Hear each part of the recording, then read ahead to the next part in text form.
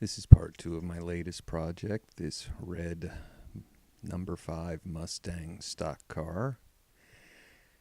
I'm going to be tubbing out the wheel wells to fit these green light off-road wheels. After I look it over, I figure out that these flared wells that are on the current casting are exactly what needs to be gone. They'll be the perfect guide. So if you wanted to attempt something like this, I would recommend using this casting for your first one. I've done this with a few others that didn't have such an easy way to tell exactly what you needed to grind off, and that takes a lot of grinding and refitting and grinding and fitting to get right. But this one turned out to be extremely easy. I use the what's called a rapid cutting wheel. This is at 5 times speed, so I'm just slowly growing away until the wheel wells just start to flake off. You'll actually have to go almost into the hood on the underside for the front wheels. I went just to the ragged edge to where the flared wells wanted to fall off, but I kind of let them stay so that I could make it really clean with a file later.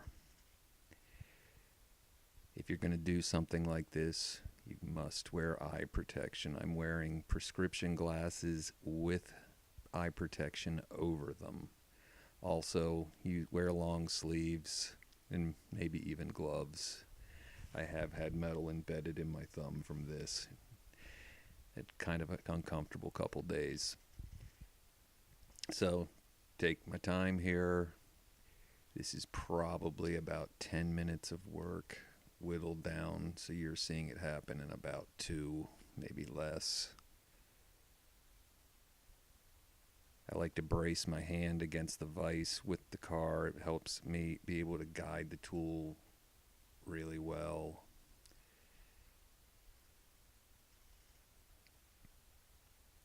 So here you'll see how the wheel wells are just about flaked off. They're a foil thickness. Maybe the paint is just what's holding them on.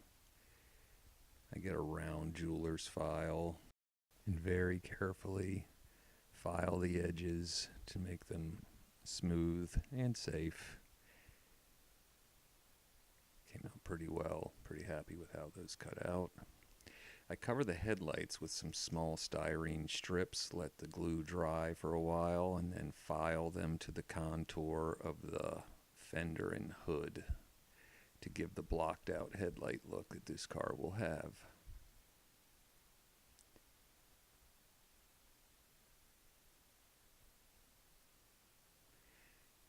Again, with styrene, you don't need much pressure, and a little bit of filing goes a long way. It's best to check your work. Don't get too aggressive and then realize you removed too much material.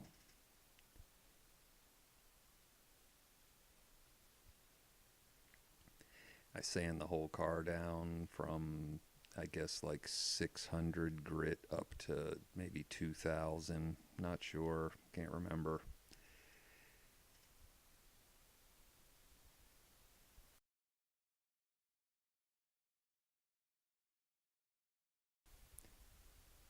After sanding, I degrease it with some alcohol and then paint it. This is actually not the color the car gets painted. It was too orange of a red. I had to start over, but this is the footage I got. And it's, airbrushing a car. Not quite the color it will be, but you get the idea.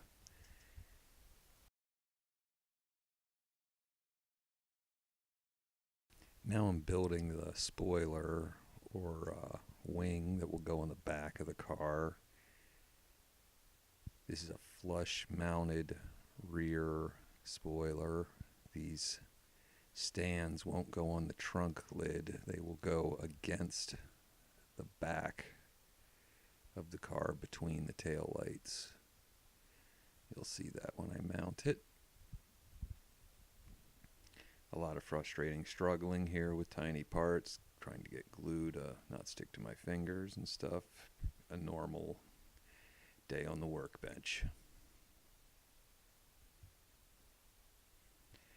So I never painted the black rockers that this car has, so I'm going to mask those off, and I hand paint them, and I'll show you the mistake that happens. After a few minutes, the paint's still wet. I like to pull my masking off then, and here comes the base coat. All the red is right along where the paint was. That's perfect, right?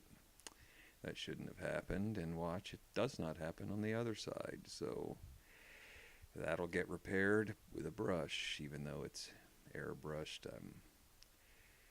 Not my first time fixing one of these problems, and after it's clear coated, you can barely tell this happened, believe it or not. So here's our spoiler, painted black. It's flat because it was shot with acrylic through the airbrush for a smooth finish. It will get cleared on the car after decals, and it will blend in perfectly. So a little super glue, and that's all it takes. Making sure it's centered on there even.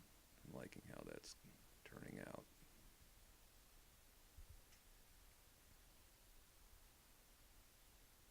So now it's decal time.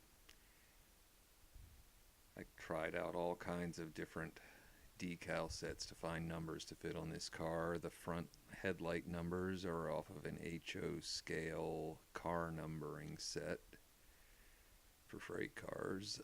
It's the perfect font. I wish I had it for the doors in the right size, but I didn't, and I took some 1/25th scale modeling numbers to get these 5s, which actually have a red border. Wish it was black, but it's what I could find, and it wasn't easy to find at that.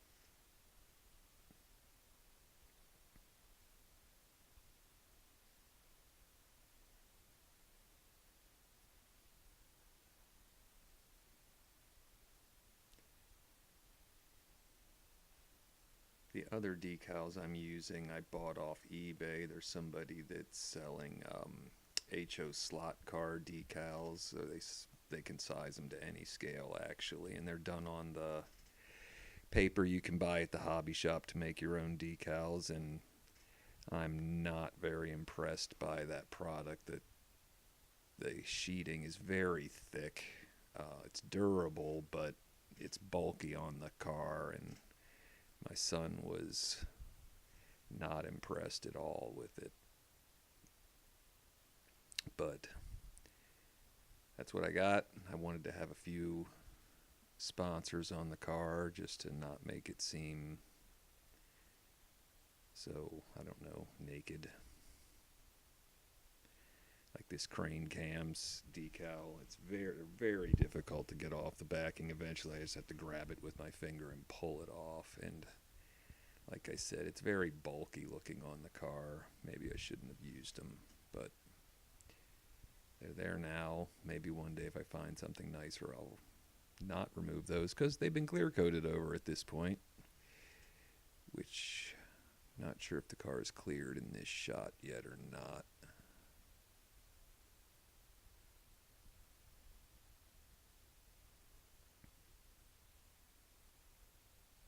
Here's the chassis from part 1.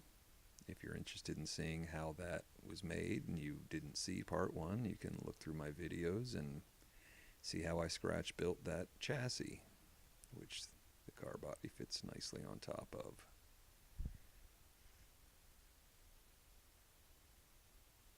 I'll screw it together here. Incidentally, I ground down the mounting post that the car originally used so I could get this base in lower, and then I spaced up with styrene and drilled that out for the screws so that it's actually mounted to styrene.